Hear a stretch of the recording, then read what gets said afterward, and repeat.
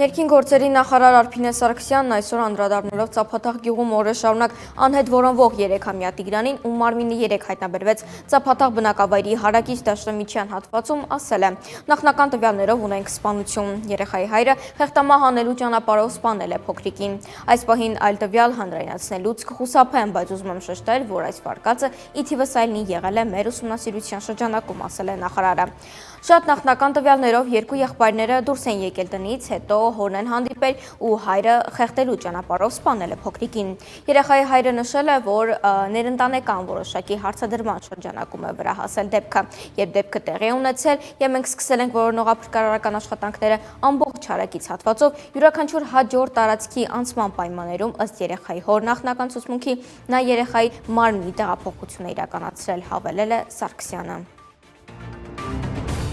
Ռանինա մանկական վոկալ մրցույթի 8-րդ եթերաշրջանի հաղթող է ճանաչվել Անիտա Աբգարյանը։ Նախագծի կանոնների համաձայն այժմ հենց նա է ներկայացնելու Վրաստանը մանկական Եվրատեսիլ 2025-ին։ Անիտան 10 տարեկան է, Ռանինայի եզրափակչում նա կատարել է ԱԿԿ Կիցերեթելի Չոնգուրս Սիմեբի Գավուբի բանաստեղծության հիման վրա ժողովրդական մեղեդային երգը։ Անիտայի կատարման ձայնի ուժն ու հուզականությունը հիացրել են ժյուրի անդամներին եւ հանդիսատեսին։ Արդյունքների հայտարարման ժամանակ փոքրիկ երգչուհին չի կարողացել զսպել արցունքները։ Այս տարի մանկական Եվրատեսիլ մրցույթը կկայանա դեկտեմբերի 13-ին Թբիլիսիում։ Մանկական երգի մրցույթում Հայաստանը կներկայացնի 12-ամյա Ալբերտ Արմենակյանը։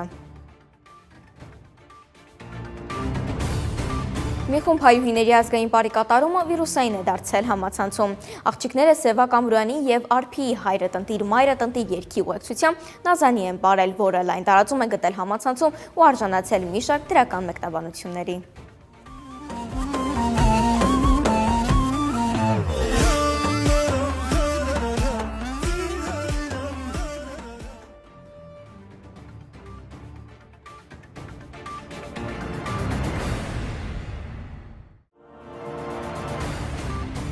Ամրանը Թուրքիա կատարած աշխատանքային այցի ընթացքում Հայաստանի Հանրապետության վարչապետը Թուրքիայի նախագահին պաշտոնապես հրավիրել է մասնակցելու Երևանում 2026-ի գարնանը կայանալիք Եվրոպական քաղաքական համայնքի գագաթնաժողովին։ Այս մասին Նիկոլ Փաշինյանը հայտնել է այսօր Երևանում Օրբելի ֆորումի ժամանակ, հույս հայտնելով, որ Ռեջեփ Թայիփ Էրդողանը կընդունի այս հրավերը։ Էրդողանի եւ Ադրբեջանի նախագահ Իլհամ Ալիևին Երևանյան հավաքին հրավիրելու մասին մի քանի օր առաջ արտգործնախարար Միրզոյանն էր հայտարարել։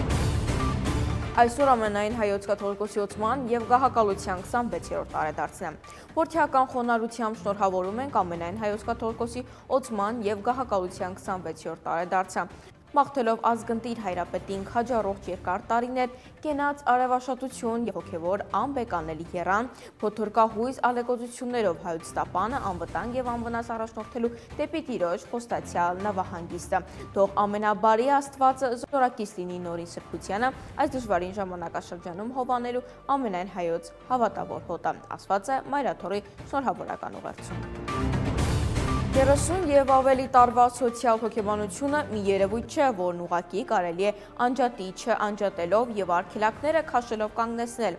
Այսօր Օրբելի ֆորումի ժամանակ հայտարարել է վարչապետ Նիկոլ Փաշինյանը, խոսելով Ադրբեջանի հետ կոնֆլիկտի մասին։ Հետևաբար այս դրամաբանությունը ժամանակ առ ժամանակ արտահայտվում է եւ Ադրբեջանում, եւ Հայաստանում, արտահայտվում է մամուլում, արտահայտվում է հանրային շրջանակներում, արտահայտվում է նաեւ փորձագիտական շրջանակներում, անգամ երկրների առաջնորդության մակարդակում, ինչպես նաեւ մենք պետք է նաեւ այս երևույթի հետ հարաբերվելու ճիշտ բանաձևերը գտնենք, ասել է նա։ Իմ կյանքի կարևորագույն գործերից մեկն ազգային ազատագրական պայքարն է։ Մեր ձևով շարժման համակարգող Նարեկ Կարապետյանը հարցազրույց է տվել ամերիկացի լրագրող Թաքեր Կարլսոնին։ Կարլսոնը հարցազրույցներ է վարել տարբեր պետությունների առաջնորդների, այդ թվում Ռուսաստանի Դաշնության նախագահ Վլադիմիր Պուտինի, ԱՄՆ նախագահ Դոնալդ Թրամփի, Իրանի նախագահ Մասուդ Փեզեշքյանի, Հունգարիայի վարչապետ Վիկտոր Օրբանի հետ։ Տեսանյութը տեղադրվել է մեր ձևով շարժման Facebook-յան էջում։ Նշվում է, որ առաջիկայում հարցազրույցն ամբողջությամբ կհրապարակվի։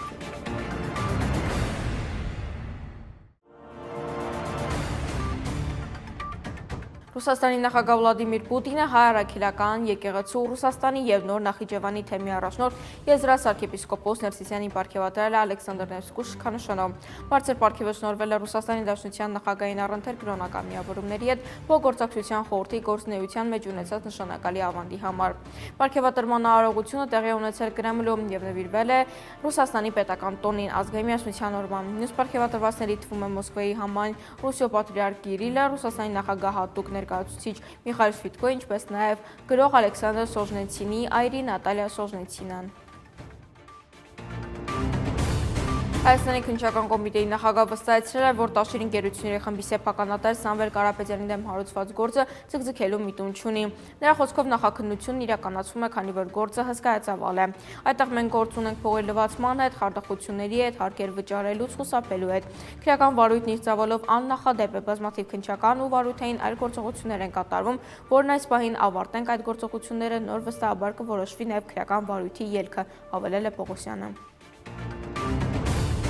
Ազգային ժողովի պատիվ ունեմ խմբակցության պատգամավոր Թագուհի Թովմասյանն այսօր 2026 թվականի պետական բյուջեի նախնական քննարկման ժամանակ փորձեց ձեռնաշղթանվիրել Հայաստանի քննչական կոմիտեի նախագահ Արթուր Պողոսյանին։ Թովմասյանն անդրադարձավ ՔԿ նախագահային հաղորդած տվյալներին, թե 2025 թվականի ընթացքում կալանավորելու միջնորդությունների թիվը նվազել է 16.4%-ով, հիշեցնելով, որ արդարադատության նախարար Սրբույր Գալյանը նախորդ շաբաթ ելույթ ունենալով նույն քննարկումների շրջանակում հայտարարել է, որ Հայաստանում կալանավորներն ավելի շատ են, քան դատապարտյալները։ Ինձ նվեր պետք չէ առավել ևս այդ խաղալիքը, ես դրա իսկականն ունեմ, պատասխանել է ՔԿ նախագահը։ Տեսվում է, ես նման եմ մարդու, ով կարող է փախչել, այս մասին այսօր հակակոռուպցիոն դատարանի դիմաց լրագրողների զրույցում նշել է Հայաստանի երրորդ նախագահ Սերժ Սարգսյանը, անդրադառնալով այն դիտարկմանը, որ ըստ դատախազության օպերատիվ տեղեկություններ են ստացվել, համաձայն որոնց նա պատրաստում է լքել երկիրը։ Ես որտեղից եմ փախել, որ այսեղից փախչեմ, անգամ եթե վստահ լինեմ, որ Հայաստանում որևէ դատարան ինձ կդատապարտի մահապատժի, ես իմ երկրից չեմ գնա, սա իմ երկիրն է, իրենց երկիրը չէ, իմ երկիրն է, ես իմ երկրից ուր պետք է փախչեմ, ասել է նա։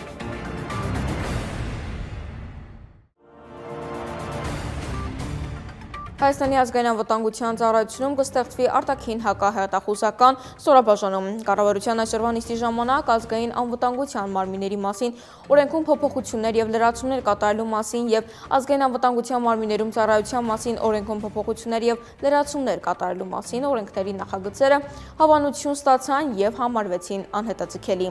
Նախագծերի ընդունման անհրաժեշտությունը պայմանավորված է 2022 թվականի դեկտեմբերի 23-ին ազգային ժողովի կողմից ընդունված արտաքին հետախուզական գործնեության եւ արտաքին հետախուզության ծառայության մասին օրենքով, որով կարգավորվել են արտաքին հետախուզական գործնեության իրականացման բնագավառում ծագող իրավահարաբերությունները։ Կոմիտասի պողոտայում սննդի կետերից մեկում բռնկված հրդեհի համար հայտարարվել է հրդեհի բարդության թիվ 3 կանչ, դեպքի վայր է մեկնել հրշեջ փրկարարական ջոկատներից եւս 6 բարտական հաշվարկ։ Տեղեկությունը հայտնում է այս մասին Հայաստանի ՆԳՆ փրկարար ծառայությունը։ Հրդեհի բարդության 1 բիս կանչով դեպքի վայր է մեկնել ՆԳՆ փրկարար ծառայության Երևան քաղաքի փրկարարական վարչության հրշեջ փրկարարական ջոկատներից 4 մարտական հաշվարկ եւ 1 ավտոսանդուղք։ Հայտարարվել է հրդեհի բարդության թիվ 3 կանչ, դեպքի վայր է մեկնել ՆԳՆ ՓԾ Երևան քաղաքի փրկարարական վարչության հրշեջ փրկարարական ջոկատներից եւս 6 մարտական հաշվարկ հրդեհը բռնկվել է տանիքում։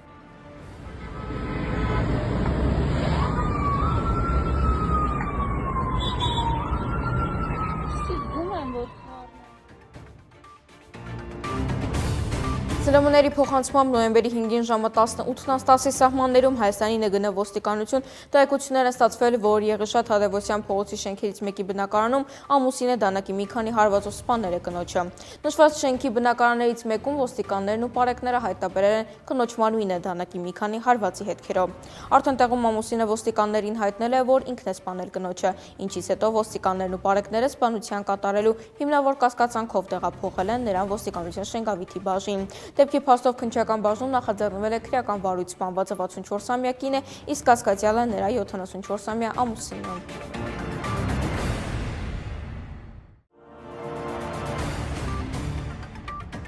Հայաստանի էկոնոմիկայի նախարար Վահան Քերոբյանը կրկին ձերբակալվել է։ Այս մասին հայտնել է նրա եղբայրը Ավետիք Քերոբյանը։ Տանը խուսարկություն են կատարել եւ ձերբակալել, նշել է Քերոբյանը։ ԶԼՄ-ների խոսքը նոր գործի մասին է, որը կապված է տնտեսական բնույթի հանցագործության հետ եւ քննարկվում է Հայաստանի քննչական կոմիտեում։ ԿԿ-ն այժմ չի մեկնաբանել այս լուրը։ Վահան Քերոբյանն ասում է կոռուպցիայի չարաշահումների գործով 2024-ի փետրվարի 16-ին նրա նկատմամբ խափանման միջոց ընտրվեց տնային կալանքը 2 ամիս ժամկետով։ Ապրիլի 13-ին նրա նկատմամբ կիրառված տնային կալանքը երկարաձգվեց ևս 2 ամսով։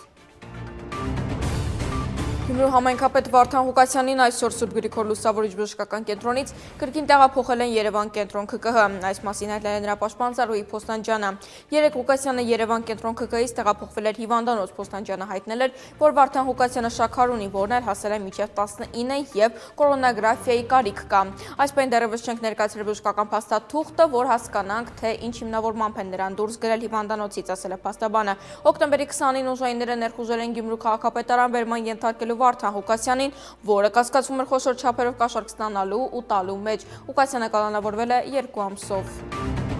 Հայաստանում գործող հանգստյան գոտիներից մեկի տնօրենը կաշառքի դիմաց առաջարկել է զորահավաքային զորակոչից ազատելու, ինչպես նաև զինգրքույկի տրամադրման հարցեր լուծել, տեղեկությունը հայտնում է Հայաստանի քննչական կոմիտեն։ 2020 թվականին սա ընդդիմել է հանգստյան գոտու տնօրեն ՍՊ-ին կնոջ եղբորը զորահավաքային զորակոչից ազատելու համար։ ՍՊ-ն ռազմական դրության ժամանակ առաջարկել է $1000 դիմաց ԱՄՆ-ին ազատել զորահավաքային զորակոչից, սակայն ՍԱ-ն չի համաձայնել առաջարկին, ասված է հայտարարությունում։ Ըստ ՔԿ-ի հանգստյան գոտու տնօրենը մեկ այլ անձին առաջարկել է կաշառքի դիմաց լուծել զինգրքույկ ստանալու հարցը ևս։